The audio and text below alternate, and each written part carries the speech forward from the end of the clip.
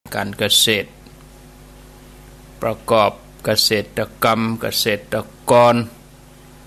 ไปตังสวนตังตงพอไปตังสภาพดินฟ้าอากาศตอนนี้ก็แดดจ้าสายใต้นี่นะแต่ว่าใต้ไปแหมน้อยนี่ก็มืดเนอะพอไปตังตัวเมืองละปูนบ้านโฮงไปตังวันออกแจ่งใต้นี่นะมืดครึ้มเลยฝนก็สีท่าจะตกนักพอสมควรก่อนตอนตะกี้ก็ขลึงมาตังจอมตองนี่เป็นว่าอ้อมไปตังโป่งจ้อก็ได้จะไปยอดตังสันปะตองไปอย่าเว้นเดอหล่อไปธรรมะมันได้คิวเตื้อมะศรัทธาญาติโยมมาปะกันเป็นประจำในรายการสารธรรมยามแรงเวลาบ่าย 3สำหรับ 89.50 บันทุ่งเรดิโอนี่ก็มาปะกันเป็นวันที่2ก็วันที่2แต่นะแต่ว่าปะกันวันที่1วันนี้ปะกันวันที่2ปะกันชั่วโมงที่2ก็จะปะกันอย่างเงี้ยเป็นประจำบ่าย 3เป็นต้นไปสำหรับ 89.5 ก็ต่อดีเจหนุ่มยังคำก่อนหน้าตะกี้ก็เป็นรายการภาคบันเทิงส่วนรายการสถานีอื่นๆตั้ง 104.5 เปิ้นก็เป็นเรื่องเกี่ยวกับการเกษตรวิถีชีวิตชาวบ้านตั้งเมืองฝางก็เป็นเทศธรรมอันนั้นก็เป็นภาคภาษากลางตะกี้ฟังก็เหมือนจะเป็นบรรยายธรรมดังพระดังอีสานปุ่นเนาะบ่ายนี้บ่าย 3ก็มาฟังธรรมะภาคภาษาเมืองเนาะมาปะกันแล้วบ่เฮอได้ขาดแคลวเสียเวลามาอู้ถึงเรื่องราวต่อแต่ว่าหลายท่านก็รอฟังอยู่หั่นเนาะท่านผู้ฟังญาติโยมในการดำเนินชีวิตของมนุษย์เฮากู้คนนี่ล้วนแต่มีเป้าหมายที่แตกต่างกันพ่อค้าแม่ขายทำการค้าขายประกอบธุรกิจเปิ้นก็ต้องหวังผลกำไรเพื่อจะยังความสุขให้เกิดขึ้นแก่ตัวเองแก่ครอบครัวสร้างฐานะจุนเจือครอบครัวบรรดาทหารนักรบเปิ้นก็ไปขยายเขตทำสงครามเพื่อจะได้อำนาจความยิ่งใหญ่ปกป้องมาตุภูมิแผ่นดินตัวเองให้อยู่รอดปลอดภัยจากอริราชศัตรูแต่สิ่งมูนี้ล้วนแต่เป็นเปลือกนอกที่ฉาบตาด้วยลาภยศสรรเสริญสุขจะทำให้เฮาทั้งหลายลุ่มหลงมัวเมาประมาทในชีวิตสำหรับกองทัพธรรมนักรบกองทัพธรรมอย่างญาติโยมเขาท่านทั้งหลายเนี่ยก็ทำความเปลี่ยนในการที่จะลดละกิเลสเข้าถึงพระรัตนตรัยเป็นสิ่งสำคัญที่สุดเพราะเป็นเป้าหมายที่แท้ในการที่เราได้เกิดมาเป็นมนุษย์ได้พบพระพุทธศาสนาในสูตรหนึ่งชื่อว่าอจินติตะสูตรก็คืออจินไตยนะอันเดียวกันเปิ้นบ่ฮื้อกึดเรื่องที่เป็นอจินไตยนี่นะคือมันเกินวิสัยของเฮาถ้าเฮากึดก็จะมีส่วนแห่งความเป็นบ้าอยู่ว่าเปิ้นว่าบ่ได้กึดดูก่อนภิกษุทั้งหลายอจินไตย4อย่างนี้คือพุทธวิสัยฌานวิสัยวิบากแห่งกรรมแล้วก็โลจินตาคือว่าโลกวิสัยของโลกนะความคิดในเรื่องโลก โลกเกิดขึ้นมันใดโลกมนโลกแบนเนี่ยดาวมีกี่ดวงเนี่ยดูก่อนภิกษุทั้งหลายอจินไตยสี่อย่างนี้แลบุคคลคิดผู้ที่คิดจะพึงมีความส่วนแห่งความเป็นบ้าแล้วก็ได้รับความลำบากบดายวิบากแห่งกรรมเป็นหนึ่งในอจินไตยสี่ที่ดังพระพุทธศาสนาเปิ่นวางไว้ว่าบ่ควรจะกึดถ้ากึดแล้วก็อาจจะทำให้มีส่วนแห่งความเป็นบ้าได้เพราะเรื่องของกรรมเวรมีความสลับซับซ้อนเกินกว่าวิสัยของมนุษย์เกินกว่าสติปัญญาของปุถุชนคนธรรมดาเขาจะคาดเดาได้ต้องใจภาวนามญปัญญาที่เกิดจากการหู้แจ้งหันจริงถึงจะสามารถเชื่อมโยงหาเหตุผลเข้ามาในเรื่องของผลของกรรมนี้ได้แล้วก็ถูกต้องชัดเจนเพราะชีวิตปัจจุบันนี่ย่อมเป็นผลมาจากการกระทำในอดีตแล้วชีวิตในอนาคตก็ย่อมเป็นผลมาจากเหตุที่ทำในปัจจุบันถึงกรรมดีกรรมชั่วแล้วก็จะตัวส่งผลให้เกิดขึ้นกับเราทุกคนแน่นอนอย่างเรื่องราวที่เล่าให้ญาติโยมฟังไปเมื่อแต่ว่าเรื่องของท่านศิวลีตอนที่เป็นกุมารอยู่เนี่ยจะต้องทุกข์ทรมานอยู่ในท้องแม่ถึง7 ปี7 เดือนแล้วก็7 วันด้วยกรรมอันยังเนาะกว่าจะเกิดได้เนี่ยเฮาอยู่ในท้องแม่มอก7 เดือนนี่ปัดโถ7 8 9 เดือนยังทรมานขนาดนี้อันนี้7 ปี7 เดือน7 วันจากนั้นพระมารดาเปิ้นก็ได้ถวายทานอันเป็นมหาทานมีพระพุทธเจ้าเป็นประธานทาน7 วันในวันที่7การถวายทานของเปิ้นก็จะสมบูรณ์แล้วพระสารีบุตรเถระก็ถามพระกุมารก็ต่อจากความเดิมตอนที่แล้วเนาะเท้าความให้ก่อนเหมือนอย่างเขาจะพอละครเปิ้นก็ว่าความเดิมตอนที่แล้วแล้วก็เวลาใกล้จะจบเปิ้นก็ว่าโปรดติดตามตอนต่อไปอีโลอันนี้ก็เหมือนเดียวกันเขาจะอยู่ด้วยกันถึงติดก่อนนะสำหรับศิวลีนี่นะเพราะอยู่ด้วยกันไปจนถึงวันที่5ปุ่นนะแล้วก็มีเรื่องเล่าแถมนักที่จะนำมาเล่าให้ศรัทธาญาติโยมฟังนอนฟังก็ได้เนอะนอนฟังพระสารีบุตรถามพระกุมารความเดิมตอนที่แล้วว่าศิวลีเธอได้เสวยทุกขเวทนาแสนสาหัสอย่างเงี้ยการบวชบดีสำหรับเธอกะพระกุมารก็ตอบว่าถ้าหากได้รับอนุญาตผมก็จะบวชครับนี่น้องแม่ก็คือพระนางสุปวาสาหันสารีบุตรสนทนากับลูกเบาก็เลยเข้าไปสอบถามเมื่อฮู้ว่าพระศิวลีอันเป็นราชกุมารปรารถนาจะบวชพระนางสุปวาสาหันว่าการตัดสินใจของลูกพระกุมารนี่เป็นไปเพื่อกุศลแม่ก็อนุญาตว่าโอ้ดีแล้วขอพระคุณเจ้านี่จึงเฮอลูกบวชเตอะเฮอพระกุมารนี่บวชเตอะเมื่อพระศิวลีเถระเจ้าได้รับการอนุญาตให้บวชแล้วเปิ้นกะศรัทธาญาติโยมนำพระศิวลีกุมารไปที่วิหารเนี่ยไปที่วิหาร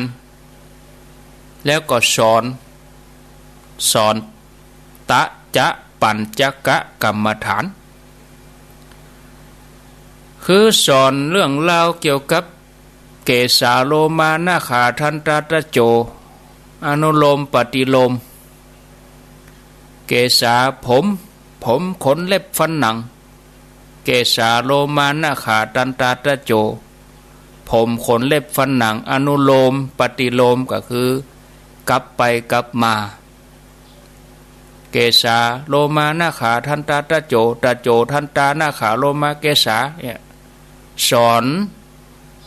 กลับไปกลับมาห้องว่าตะจะปัญจกะกรรมฐานอนุโลมปฏิโลมแล้วท่านศิวลีก็สอนต่อไปแถมสารีบุตรท่านก็สอนศิวลีต่อไปถามว่าศิวลีเธอจงพิจารณาทุกที่เธอได้อยู่ในท้องแม่ถึง7 ปี7 เดือนแล้วก็7 วันศิวลีกุมารก็อู้กับท่านสารีบุตรว่าข้าแด่พระคุณเจ้า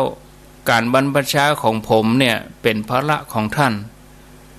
หากผมสามารถทำสิ่งใดได้ผมก็จะพยายามทำสิ่งนั้นด้วยตนเองครับตอนนั้นเปิ่นอายุได้7 ปีแล้ว7 ขวบศิวลีกุมารตัดสินใจบวชถวายชีวิตในพระศาสนาแม้การบรรลุธรรมก็เป็นเรื่องที่น่าอัศจรรย์เพราะว่าศิวลีเป็นผู้ที่สั่งสมบุญมาดีในอดีตชาติเมื่อถึงเวลาเปิ่นจะบรรลุธรรมก็ได้บรรลุธรรมประเภทสุขาปฏิปทาคิปปะพิญญาคำว่าสุขาปฏิปทาคิปปะพิญญาคือปฏิบัติสะดวกหูสะดวกหันเวยสำเร็จได้เวยคิปปะพิญญานี่นะสุขาปฏิปทาคิปปะพิญญาที่เฮาสวดกันหลังจากที่เปิ้นได้ฟังโอวาทของพระสารีบุตรอันเป็นพระธรรมเสนาบดีสารีบุตรเถระเจ้าแล้วขณะที่โกนผมขณะที่เอามีดจะลดโกนผมเพียงมีดจดไปครั้งแรกจะลดใบมีดครั้งแรกทำใจหยุดนิ่งเลยศิวลีนี่พิจารณาโอวาทของอุปชาเกสาเนี่ยพิจารณาความทุกข์ที่อยู่ในท้องแม่ใจนิ่งโกนผมข้างแรกนี่เป็นโซดาบันโกนไปกับผมมดไปเกิงหัวสกิทาคามีนะโกนไป3/4ผมที่อยู่บนหัวน่ะเสี่ยงไป3/4เหลือแหมส่วนเดียวอนาคามีพิจารณานิ่งไปก็ได้นี่แหละได้เกสาโลมานาขาตันตาตะโจทันทีเมื่อโกนหัวมดเสี่ยงผมมดลึงเป็นอรหันต์เนี่ยเป็นอรหันต์ทันทีบอกก่อนบาลังก์กันนะปัจจุบันนั่นเลยตั้งแต่พระกุมารบวชกับปัจจัย4เกิดขึ้นเลยนะแล้วก็ยังมีนักเพียงพอสำหรับภิกษุทำร้ายรูปตัวเองอันนี้คือเรื่องราวของท่านศิวลีในช่วงที่ผลบุญส่งให้เปิ่นในระหว่างที่เป็นคฤหัสถ์จนกระทั่งมาบวชแถมมุมหนึ่งกะมุมที่ญาติโยมใครได้ยินนี่เนาะเป็นอย่างใดต้องไปอยู่ท้องแม่ถึง7 ปี7 เดือน7 วันใครได้ยินก่อใครได้ยินกา คนเฒ่านี่ถ้าจะนอนฟังหนำเดี๋ยวนี้เนาะได้เมียงเหี่ยวอมปุรีขี้โยเหี่ยวเบาเนาะนอนปืนเกาไม้เย็นนี่เนาะเปิดวิทยุฟังไปตัวเบอร์เดนี้บทแล้วเหรอบทลำเดนี้แต่กี้แดดฮ้อนเดี๋ยวนี้บทแล้วที่เดินรอเนี่ยบัดแน่เนอะชั่วโมงที่2นี่อาจจะบัดเต็มนะเพราะว่าพอตั้งใต้นี่มืดนะขอโทษเดี๋ยวนี้ในห้องนี่ก็เริ่มมืดทีละน้อยแต่ว่าบ่มี วี่แววว่าจะลึงลั่งอะไรอย่างเท่าใดแต่ถ้าตกก็ตกดีๆถ้ามีลึงลั่งก็ปลอดภัยแต่ขล่มต้มจ้ำเนี่ยจำเป็นต้องได้ปิดตกดีๆคะแนนจะไปให้ไฟดับเนาะเอาโยมก็ใครได้ยินอาตมาก็ใครญาติโยมได้ยินเนาะ3:23ละเป็นจะได้เปิ้นถึงอยู่ในท้องแม่ถึง7 ปี7 เดือน7 วันเรื่องราวในอดีตชาติของเปิ้นมีดังต่อไปนี้ชาติหนึ่งท่านจุติจากเทวโลกมาเกิดในตระกูลกษัตริย์จุติคือตายจากสวรรค์ย้ายจากสวรรค์ลงมามนุษย์เกิดในตระกูลกษัตริย์ที่กรุงปาราณสีต่อมาตัวเปิ้นก็ได้ครองราชสมบัติแทนพระราชบิดาแล้วก็ได้เป็นพญาเจ้าเมืองอันนี้ย้อนถึงอดีตชาติของท่านศิวลีเปิ้นได้ยกทัพไปล้อมเมืองหนึ่งแล้วก็แต้มสารส่งสารไปถึงเจ้าเมืองส่งไปถึงพญาเจ้าเมืองว่าจะฮื้อราชสมบัติดีๆหรือว่าจะลบก็ตอบมาพญาเจ้าเมืองนี้ก็ตอบว่าเฮาจะบ่ฮื้อราชสมบัติแล้วก็จะบ่สู้รบก็ปากันปิดประตูเมือง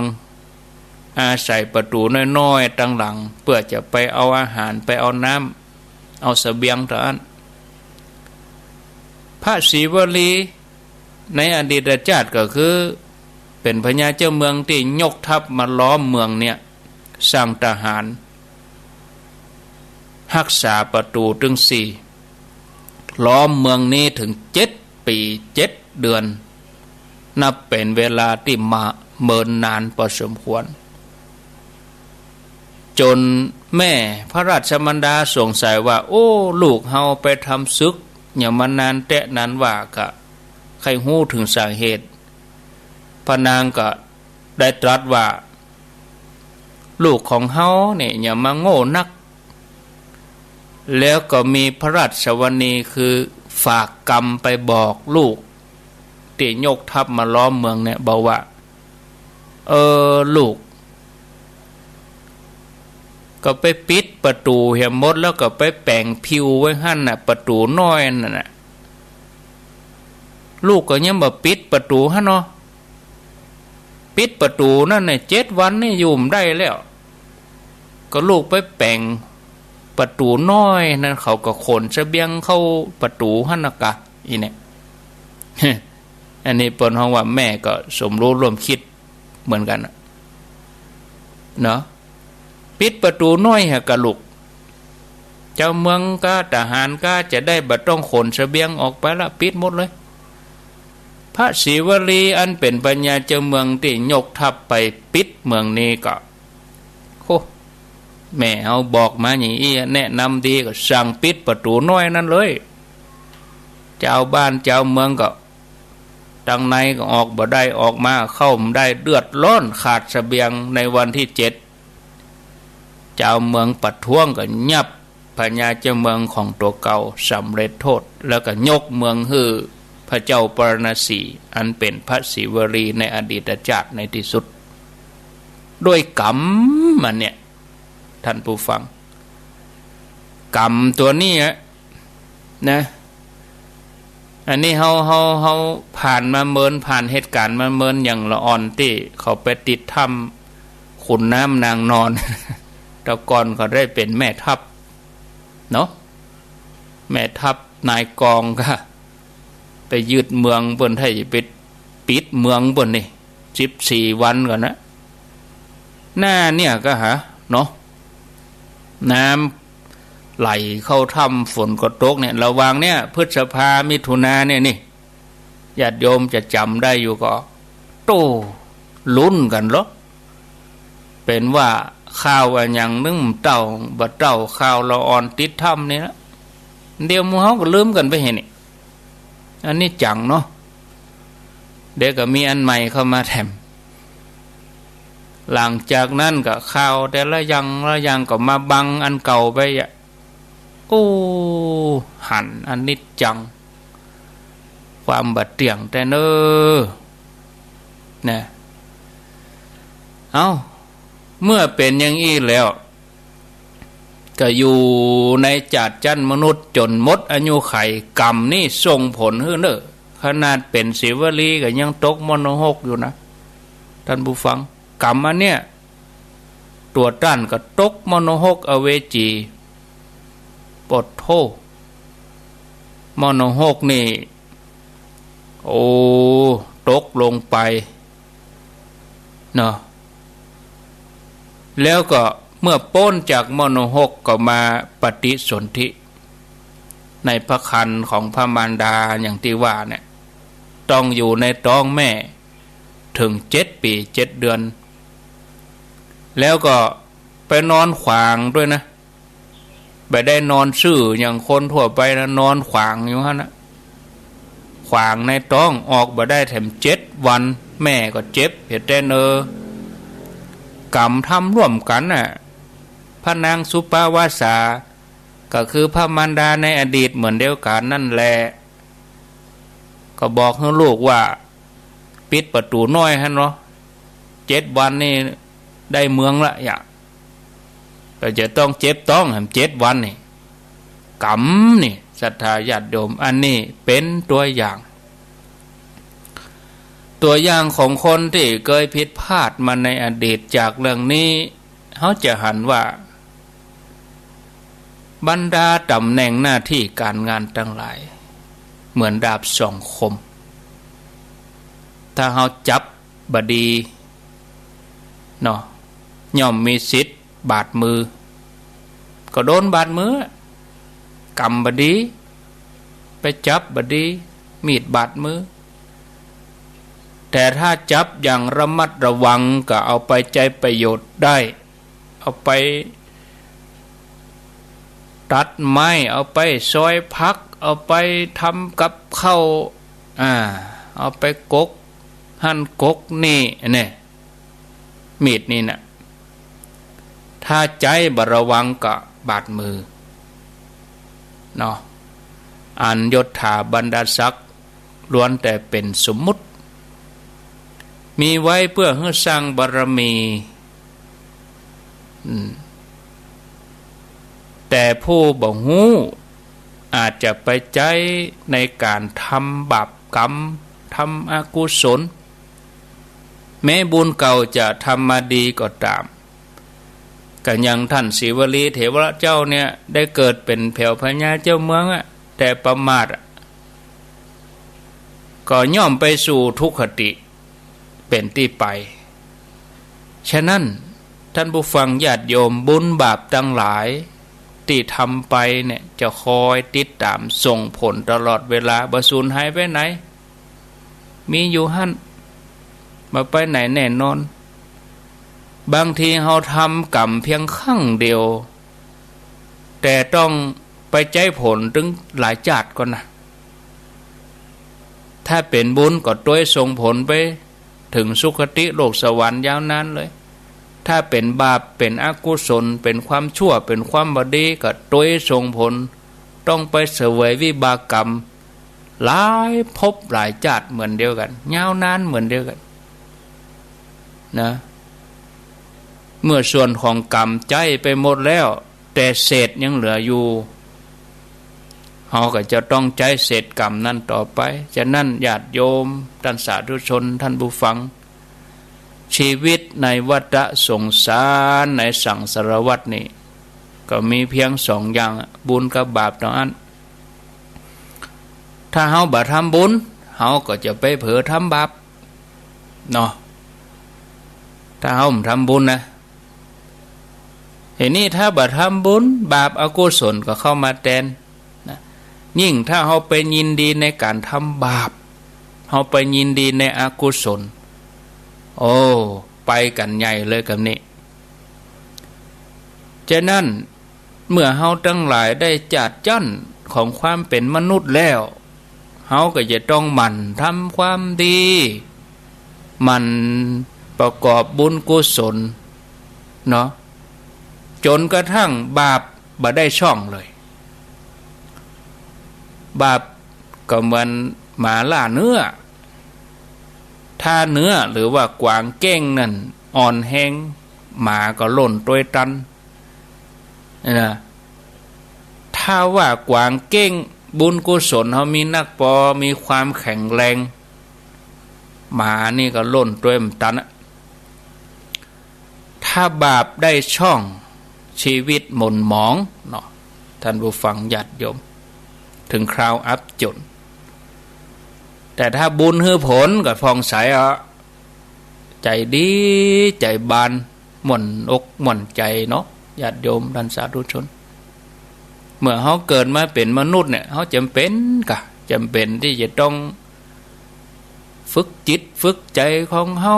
เนาะเกี่ยมจิตเกี่ยมใจของเขาเพราะว่าสังคมปัจจุบันนี่เต็มไปด้วยความเปลี่ยนแปลงตลอดเวลาอย่างเขามาเกิดว่า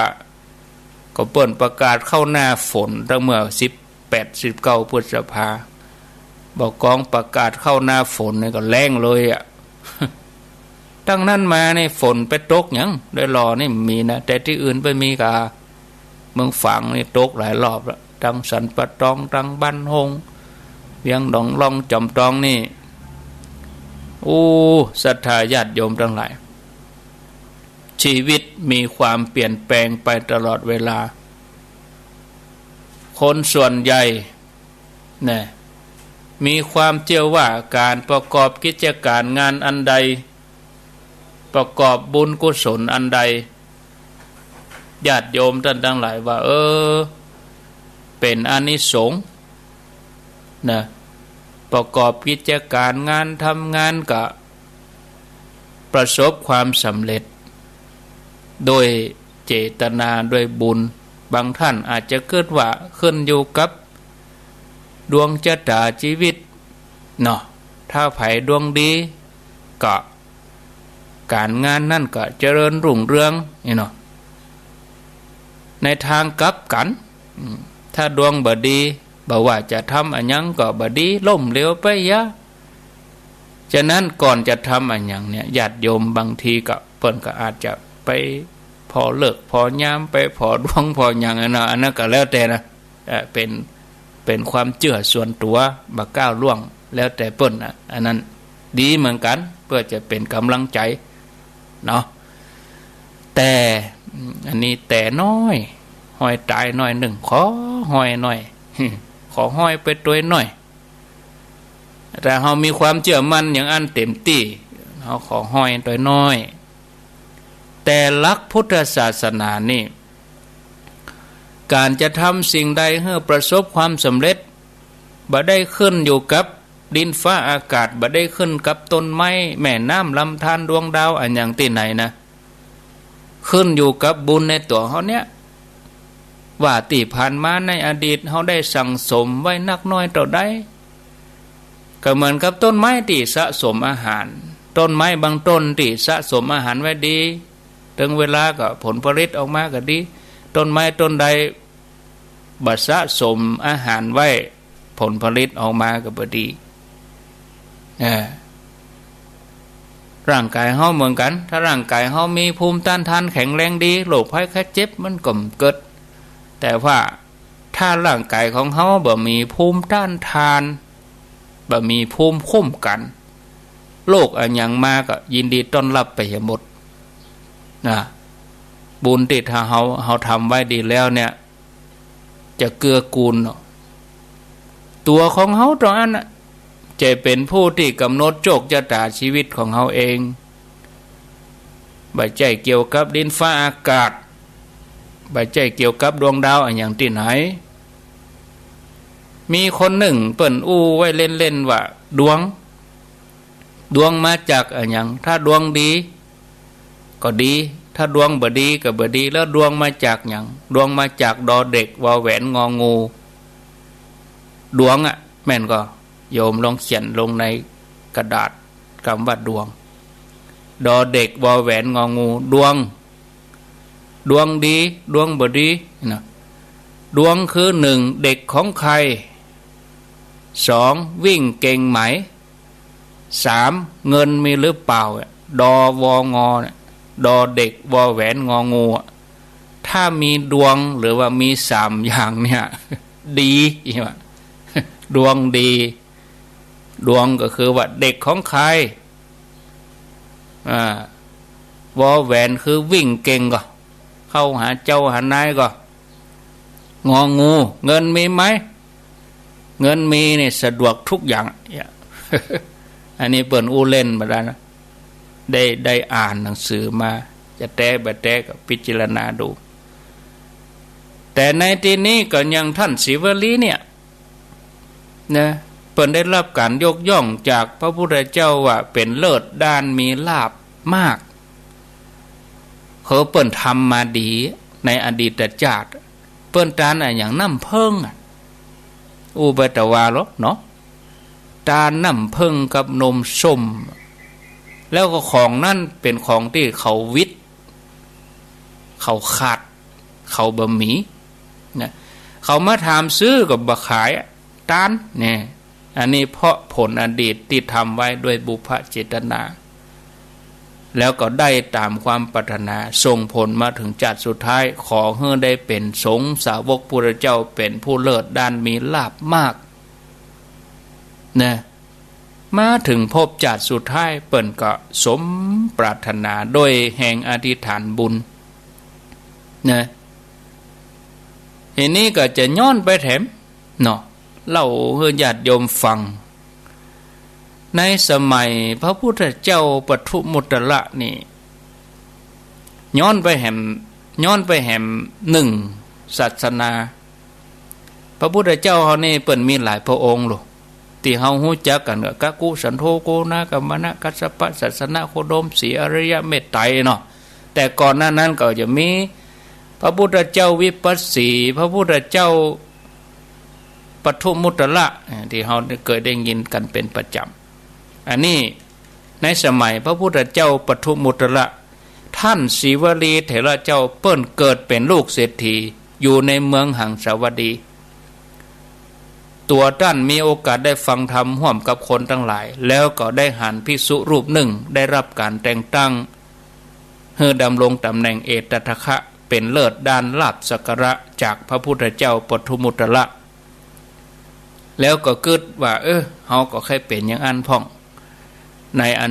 อนาคตการนี้ขอให้เฮาได้ตำแหน่งเอตทัคคะเหมือนภิกษุรูปนี้ก็คือมีแห่งบันดาลใจแล้วเปิ้นก็ไปกราบขออนุญาตพระพุทธเจ้าถวายมหาทานแก่พระสงฆ์มีพุทธเจ้าเป็นประธานตลอด7 วันวันสุดท้ายของการถวายทานท่านก็ตั้งปรารถนาต่อหน้าพระพุทธเจ้าบอกว่าด้วยผลบุญแห่งการทานขอให้ตัวข้าพเจ้าได้เป็นผู้เลิศในด้านมีลาภเหมือนภิกษุที่พระพุทธเจ้าแต่งตั้งไว้ในตำแหน่งเอตทัคคะข้าพเจ้าปรารถนาพระพุทธเจ้าปทุมุตระพระองค์ก็ตรวจดูบุพกรรมตรวจดูบุญตรวจทุกอย่างว่าผลบุญนี่จะส่งผลให้ลูกเศรษฐีคนเนี้ยจะไปอย่างใดพระพุทธเจ้าก็ทราบว่าโอ้สำเร็จแน่นอนโดยธรรมจักษุก็พยากรณ์ว่าความปรารถนาของเธอนี่นะจะสำเร็จเนอะแต่บ่ใช่ศาสนาเฮานะปุ่นจะบังเกิดในศาสนาของพระสัมมาสัมพุทธเจ้าสมณโคดมในอนาคตการแห่งแสนกับก่อนเนอะกุลบุตรผู้นี้เมื่อได้ฟังพยากรณ์แล้วจะกี่แสนปีกี่แสนกับเฮาก็บ่ท้อเฮาจะเพียรพยายามทำเปิ้นก็เกิดความปีติเหมือนว่าแสนกับนี่จะมีวันผูกแล้วเหมือนเฮาทั้งหลายเหมือนจะมีวันผูกแล้วเนาะถ้าคนตั้งใจถ้าคนมีความปลื้มมีความอิ่มใจจะกี่ปีก็เหมือนจะมีวันผูกสำหรับเฮาตั้งแต่นั้นมาลูกเศรษฐีท่านนี้ก็ตั้งใจปฏิบัติทำบุญทานศีลภาวนาปฏิบัติหมดอายุไขละโลกไปแล้วไปเกิดเทวโลก เป็นเทวดาอยู่บนสวรรค์ยาวนานเมื่อลงมาเกิดเป็นมนุษย์บุญก็ยังส่งผลตลอดมาถึงสมัยพระพุทธเจ้าวิปัสสีแห่งกรรมก็มาเกิดเป็นมานพหนุ่มนี่เสวลีท่านเจ้านี่นะเปิ้นได้ตานน้ำเพิ่งกับนมส้มแด่พระพุทธเจ้าวิปัสสีอย่างที่เล่าให้ฟังตะว่าแล้วอธิษฐานว่าเฮ้ยเป็นผู้ที่มีลาภนักพระพุทธเจ้าวิปัสสีเปิ้นกับพยากรณ์ว่าความปรารถนานั่นจะสำเร็จในอนาคตการแน่นอนเนี่ยมาถึงศาสนาพระพุทธเจ้าสมณโคดมของเฮาเนี่ยเมื่อท่านได้ออกบวชบรรลุธรรมเป็นอรหันต์ความเป็นเลิศโดยลาภเพราะแห่งบุญอธิษฐานได้บังเกิดกับท่านพอสมควรดังที่สมัยพระพุทธเจ้าพร้อมกับพระสงฆ์500 รูปพระพุทธเจ้าเสด็จไปเยี่ยมพระเลวัตะเถระซึ่งพระเลวัตะนี่เปิ้นเป็นน้องของพระศรีวลีขอโทษเป็นน้องของพระสารีบุตรนะพระเลวัตะเถระเป็นน้องบ่าวของพระสารีบุตรเมื่อคณะพระสงฆ์อันมีพระพุทธเจ้าเป็นประธานเสด็จไปถึงทางสองแพร่งทางแยกจะไปทางใดดีนี่ซ้ายก็ว่าขวาพระอานนท์เถระเจ้าก็กราบทูลพระพุทธเจ้าว่าพันเตข้าแด่พระองค์ทางอ้อมที่จะไปสู่สำนักของเลวตะเนี่ยไกลถึง60 โยชน์กันเนอะทางปุ้นนี่60 โยชน์แต่ว่ามีที่อยู่มนุษย์นะคนอยู่นักอาหารการกินดีหมู่มนุษย์อยู่แต่ว่าทางนี่มันเป็นทางตรงนะย่นมาเกิง30 โยชน์แต่ว่าบ่มีคนอยู่ถ้าไปก็จะกั้นจะยากพระพุทธเจ้าถามว่าศิวลีมาด้วยก็พระอานนท์ก็กราบทูลมาด้วยพันเตมาด้วยพระเจ้าค่ะเมื่อพระพุทธเจ้ารู้ว่าพระศิวลีมาด้วยก็เกิดความมั่นใจรับสั่งถ้าศิวลีมาตัวหมู่เฮาก็เฮาไปทางเพะ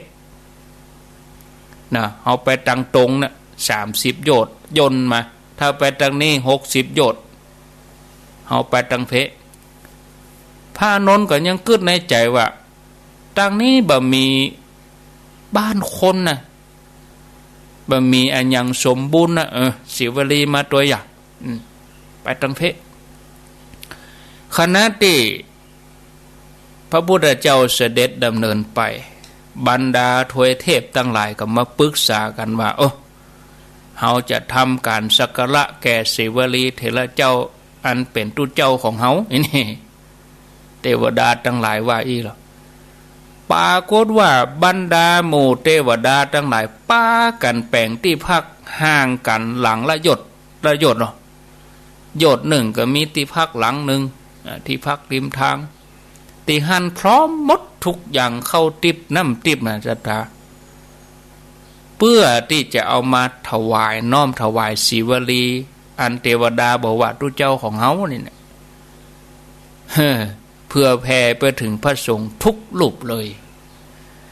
พระพุทธเจ้าพร้อมกับพระสงฆ์ทั้งหลายที่โดยพระองค์เสด็จไปพระสงฆ์นั่นก็ได้รับพระอานิสงส์ด้วยบารมีของศิวลีเถระเจ้าตลอด30 โยชน์เส้นทางในการเดินทางจนมาถึงที่อยู่ของเลวัตะเถระเจ้าระหว่างที่พักอยู่ขณะที่เสด็จกลับก็อาศัยบุญของศิวลีนี่เหมือนกันหลังจากนั้นก็มีเหตุการณ์ที่พิสูจน์ว่าพระศิวลีเนี่ยเป็นผู้ที่มีลาภสักการะบอกว่าท่านจะไปที่แห่งหนตำบลใดลาภสักการะก็เกิดขึ้นที่นั่นอย่างพร้อมมูลมีครั้งหนึ่งท่านศิวลีปาภิกษุ500 รูปเดินทางไปเข้าเฝ้าพระพุทธเจ้าตลอดเส้นทางของการจาริกนั้นก็มีสาธุชนทั้งหลายเลื่อมใสรอคอยถวายภัตตาหารตลอดเส้นทาง เพราะเทวดาจะทำหน้าที่แจ้งข่าวบอกบุญให้เจ้าบ้านทั้งหลายล่วงหน้าทำให้พระสงฆ์ถึง500 รูปนั้นได้รับความสะดวกสบายเรื่องที่อยู่เรื่องที่คบฉันอาหารด้วยบารมีของพระศรีวลีเถระเจ้าภายหลังต่อมาพระพุทธเจ้าก็แต่งตั้งให้พระศรีวลีในตำแหน่งเอตตะคะเลิศกว่าภิกษุทั้งหลายในต่างลาภสักการะท่านผู้ฟังญาติโยมจะหันว่าความเป็นผู้มีลาภบังเกิดขึ้นเป็นเพราะเป็นผู้ที่สั่งสมความดีพร้อมที่จะเดินทางบอกว่าไกลว่าใกล้เนาะได้ดูแลตัวเองพร้อมกับพวกพ้องบริวารได้รับความสะดวกสบายสร้างบุญได้อิ่มอกอิ่มใจเมื่อละจากโลกไปแล้วหากว่ายังหมดกิเลสก็ไปเกิดเป็นเทวดาที่มีศักดิ์ใหญ่เป็นเทวดาที่มีบุญเมื่อปิกมาเป็นมนุษย์แถมก็มาเกิดในตระกูลที่ดีมีร่างกายแข็งแรงมีอายุยืนอยู่ใกล้คนดีสภาพแวดล้อมดีทำให้ชีวิตดีจนกระทั่งหมดเสียงอายุไขไปแถมชีวิตคนเฮาสัตว์ทั้งหลายบอกว่าจะเป็นชีวิตในโลกนี้หรือว่าโลกหน้าก็ว่าโลกในวัฏสงสารวัดกันที่2อย่างนี้ดีกับชั่วเท่านั้นเนาะหรือจะห้องตั้งธรรมก็คือบาปกับบุญนั่นเนาะเฮาจะเฮียนอันหยังจะห้ำเฮียนอันหยังจะจบปริญญากี่ใบจะเป็นไผก็ตามจบจากเมืองไทยเมืองนอกมายังได้ก็ตามเฮาก็ทำไปเถอะเฮียนไปเถอะทำไปปฏิบัติไปแต่เฮาก็ยังเป็นมนุษย์อยู่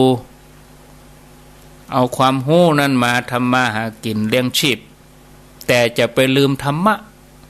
จะไปลืมคุณธรรมจะเป็นอันยังก็ตามเนาะอย่าลืมคุณธรรมเราจะต้องศึกษาคุณธรรมต้องเข้าใจความจริงของชีวิตตัวนี้จะเป็นเข็มทิศเป็นเข็มทิศที่จะนำพาเราไปสู่จุดหมายที่ถูกต้องเนาะเราจะได้อยู่บนโลกนี้ตามวัฏจักรแห่งโลกกู้กับคุณธรรมที่มีในใจของเราทำมาหากินเขาก็ทุ่มเทกันไปสว่าหากินทำกันไปตามวัฏจักรแห่งโลกไปแต่อย่าลืมอย่าลืมสิ่งที่จะติดตัวเขาไปทานศีลภาวนาประพฤติปฏิบัติเขาก็จะได้เข้าถึงพระรัตนตรัยจิตใจของเขาจะได้แจ่มใสเบิกบานพอเวลาแล้วก็พอดีละ3:50กะเดียว104ไปต่อกันแถมชั่วโมงเนาะ98.75ก็ต่อไปแหมชั่วโมงเมืองฝั่งก็แหมชั่วโมงเมืองน่านก็แหมชั่วโมงแล้วก็แม่แจ่มก็แหมชั่วโมงสำหรับญาติโยมที่ฟังตัง89.5ก็จะได้ลาชั่วโมงแรกนี้ก่อนเนาะครั้งแถม10 นาทีฟังญาติโยมพอก่อนว่าฟังอยู่กะมันพวกเขาก็จะได้มาว่าต่อ0998366322ป้ออุดมแม่ธนกรคำอ้ายอยู่ตุ้งเซี่ยวเนอะอันนี้ฝากลูกฝากหลานมาเฮือนี่ได้รับแล้วเพิ่นรอฟังวิทยุหันก่อนฟัง 89.5 อนุโมทนาป้ออุดมแม่ธนกรคำอ้ายอ่านให้คนเฒ่าเพิ่นแล้วใจบ่ได้เนาะอาตมาก็ยังบ่ได้อันหยังก็ถึงจะบ่ว่าเรื่องราวหมู่นี้นะมานี้เด้อมาหอมกันเด้อแต่เปิ้นเอามายืนฮื้อบ่เดียวเนี่ยไปอ้ายเสื้อสีชมอ่อนชมพูเนี่ยเตียวออกวัดไปพุ่นเปิ้นเอามายืนให้เดี๋ยวฟังในรถไปพุ่นกะคนเฒ่าฝากมาตัวคนฝากก็สบายใจเอาแล้วไป0998366322เจริญปอนพระอาจารย์พระครูอ้าว อันนี้จากตังใดจากตังใดฮะพ่อบุญมี อ๋อ